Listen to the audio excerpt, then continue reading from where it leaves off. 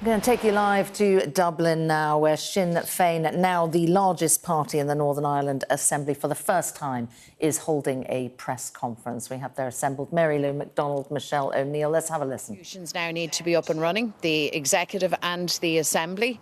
It is a matter of disgrace that the DUP, it has to be said, with the support and connivance of the British government, have moved to frustrate the democratic will of the people. There has to be a respect for the democratic outcome of that election.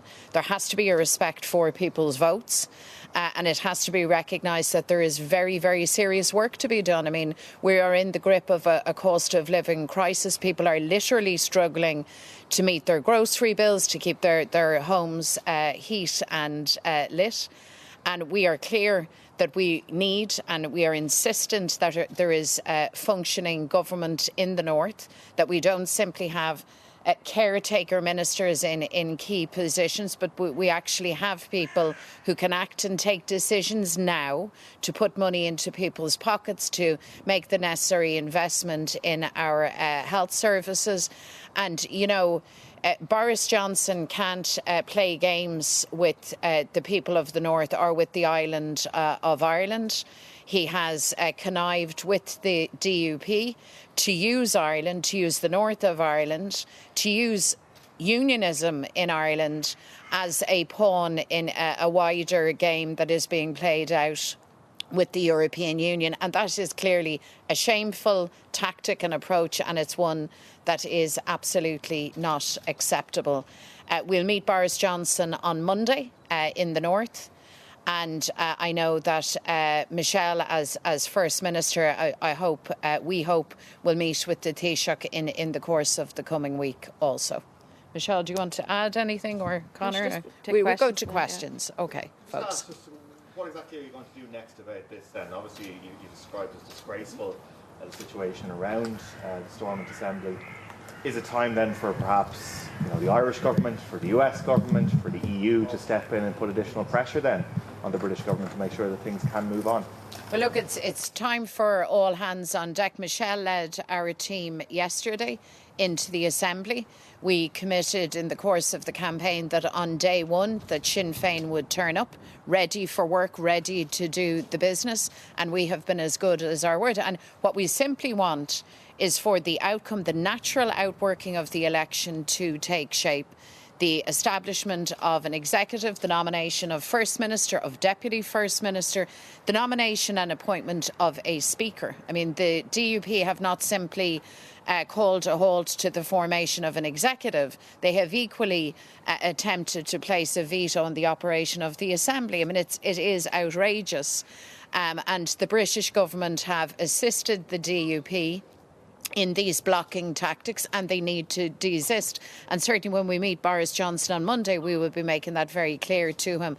I think the response internationally to these tactics, shameful tactics by the DUP, has been to call them out and to say very clearly that it is not just the will of the people in the north to have progress and an inclusive executive and a First Minister for all, but that is the demand of Ireland in its totality and indeed our international partners. Do you think that when you go to meet Boris Johnson on Monday that you could actually be facing disaster? You could be facing a Prime Minister who is going to announce that he's going to unilaterally introduce legislation to effectively do away with the protocol and deepen this crisis.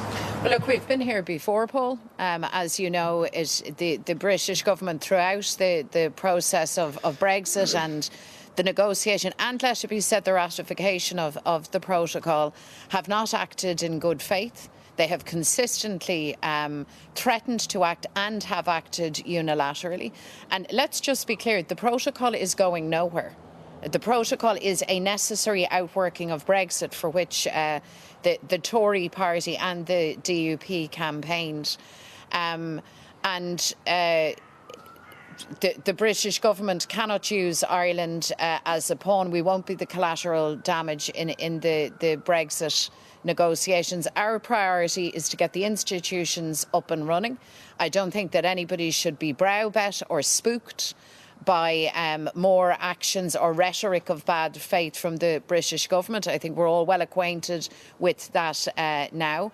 And what the British government and Boris Johnson needs to understand is that they may wish to try and thwart or delay or stall change and progressivity in Ireland. They will not succeed. I think it was very clear during the election campaign, Michelle, what people wanted, what the message was, loud and clear from people, and it was for partnership, for constructive politics, and above all else, in the here and now, a response to the really, really difficult circumstances in which people find themselves.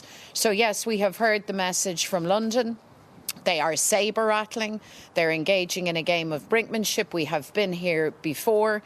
We have said before, and we reiterate again, that the people of this island deserve so much better than that. And Boris Johnson and his government cannot play these dangerous games with Ireland. And we will continue to demand that the outcome of the election is acknowledged and respected. Michelle, do you believe you'll actually get a crack at the office of First Minister before the end of the summer, by this year at all? I mean, what's your outlook on how things are shaping up? There should be no delay. I mean, we were there yesterday. We turned up as we promised the electorate throughout the campaign itself, that we would turn up on day one, that we'd work to put money in their pockets because people are struggling with the cost of living crisis. Our health service is on its knees and needs fixed. So we were there to do business. We want to work in partnership with others, but the DUP failed to turn up. They failed on day one to actually form an executive, let us get back to work, do what we need to do for the public. The public voted in strong numbers, probably the largest election turnout that we've seen in a long time, but they voted for politics to work. They voted for parties to work together. But the DUP have done two things. They're punishing the public for their own Brexit mess. They're being facilitated in that by the Tories. So when Boris Johnson comes to Belfast on Monday, we will meet with them, but we'll be putting it very strongly to them. They are punishing the public, and that is not acceptable. And Boris Johnson has no mandate here on the island of Ireland, but yet no, he's facilitating this DUP madness at a time whenever the people that need us to be there for them. So I want the opportunity to lead. I want the opportunity to be in the office of First Minister. I think it's about the future. It demonstrates the real change that actually is happening in our society. But people need politics to work. And I'm going to continue to work at that every day because that's what the election said. The response from the DUP is that they went to the people with a mandate to stay out. They received that mandate, and on that basis they're not going to return until the issues with both will have been resolved. How do you answer that?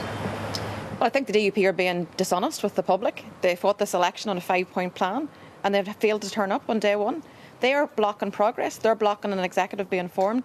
They're blocking a government that can actually put money in people's pockets. They're blocking us starting to fix the health service. The rest of the parties were there yesterday to do business together. So when the DUP talk about consensus, they actually mean consensus on their terms. They actually mean the DUP's way or no way. That's not acceptable. We didn't consent to Brexit, but it's been foisted upon us. The protocol is here to stay, so there needs to be an insertion of honesty into the conversation. The protocol is here to stay. Are there ways to smooth its implementation? Yes, and we're up for that. But that should not block the establishment of an executive. But I'm just wondering, if it is the case that we head into the unilateral territory, which has been threatened for so long by Naked Lands, it does bring back the possibility of a hard border. It does bring back that as a real thing. Even let's use the word dangerous brinkmanship game that's being played. Can you quantify what the level of danger you think it is? Because suddenly it just always getting very real again. People might have thought it had gone away. No, it hasn't. It's slapped back. No, I mean, it is very dangerous. It's reckless. It's a game of brinkmanship, very cynically carried out by a Tory government in London that has no care for the island of Ireland, north or south. Where we need to be very much focused is on protecting Irish interests, north and south, east and west. That's our job, to protect the interests of everybody who calls this island home.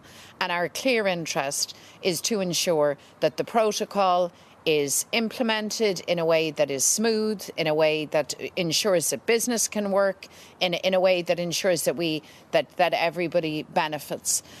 So I would just caution against anybody being overly spooked or distracted by the kind of the loud rhetoric from Boris Johnson. We need to keep our eye here on the prize.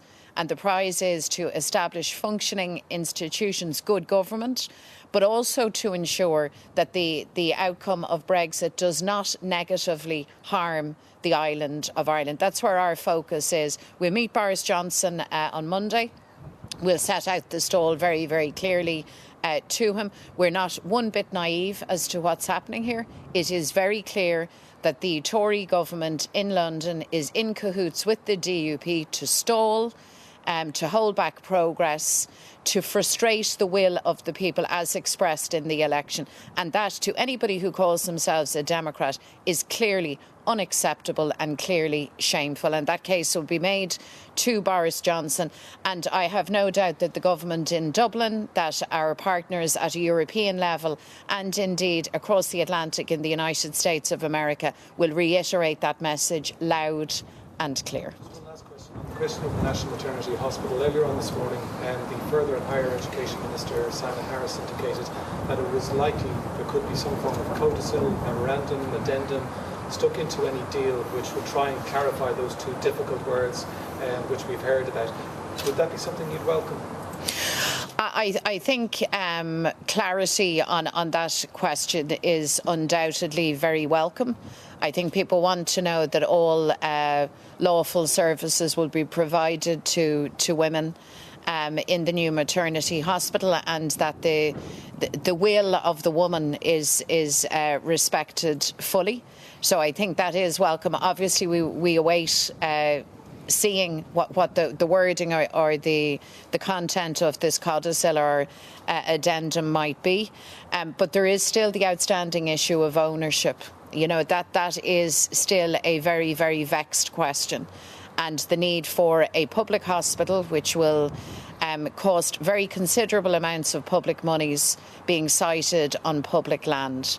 And that question, unfortunately, the government have proved unwilling to even entertain what I think is a very reasonable suggestion, and that is that the Taoiseach de Tánaiste, then the Minister for Health, sit down with the St Vincent Healthcare Group, speak to them and press for a solution which is a clean transfer of the site, of the land, to the state. After all, that was what was initially envisaged. So I would urge not just a resolution of one issue, but resolution of the second issue, which is the question of ownership of the site. Sorry, just one last question. We're going to leave that conference there. Mary Lou McDonald, Michelle O'Neill from Sinn